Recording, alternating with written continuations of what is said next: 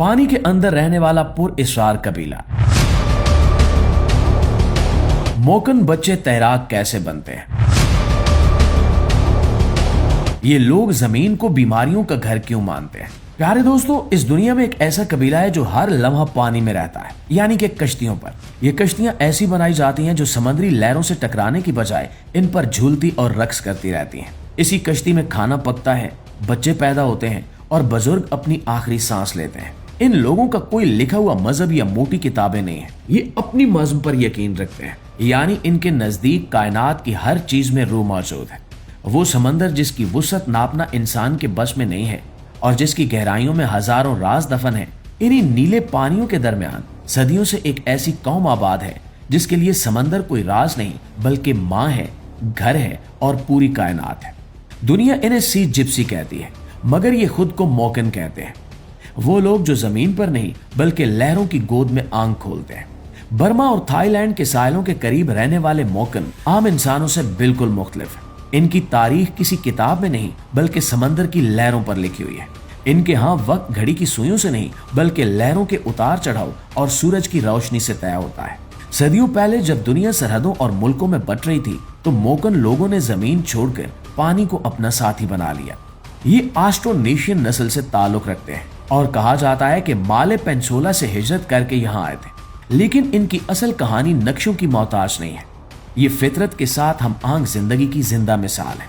दोस्तों, मोकन बच्चे चलने से पहले तैरना सीखते हैं और ये महज तैरना नहीं बल्कि पानी के साथ एक गहरा रूहानी रिश्ता है।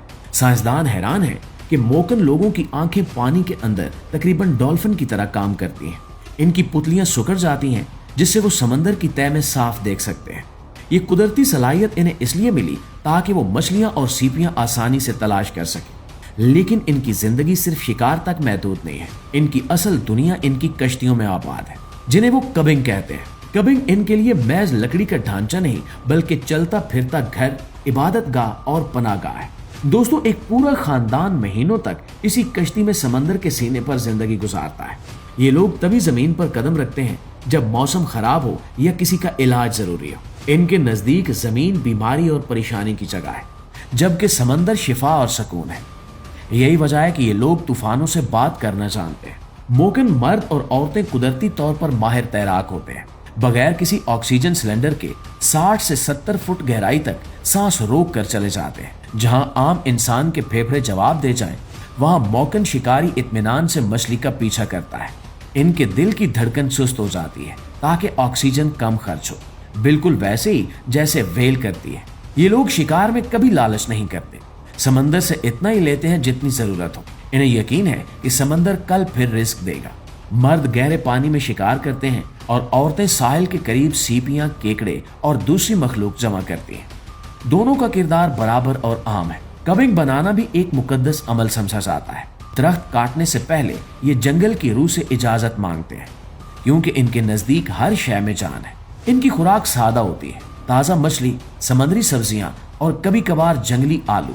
नमक के लिए समंदर का पानी काफी होता है। ये पुरसकून जिंदगी बज़ाहिर सख्त लगती है, मगर मोकन के चेहरों पर परेशानी कम नजर आती है।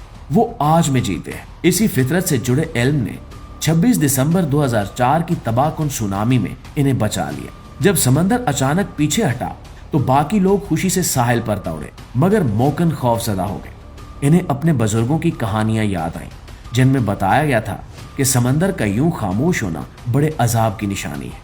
इन्होंने फौरन पहाड़ों का रुख किया और जो कश्तियों में थे वो गहरे समंदर में चले गए। नतीजा ये निकला कि जहां लाखों लोग मारे गए, वहां मोकन का जानी नुकसान न होने के बराबर था। प्यारे दोस्तों, मगर आज इनके लिए सबसे बड़ा खतरा सुनामी नहीं बल्कि जदीद दुनिया है। सरहदें, कवानीन, पासपोर्ट और नेशनल पार्क्स ने इनकी आजाद जिंदगी को जकड़ लिया है। वो समंदर जो इनका रिस्क था अब ममनुआ इलाका बन चुका है।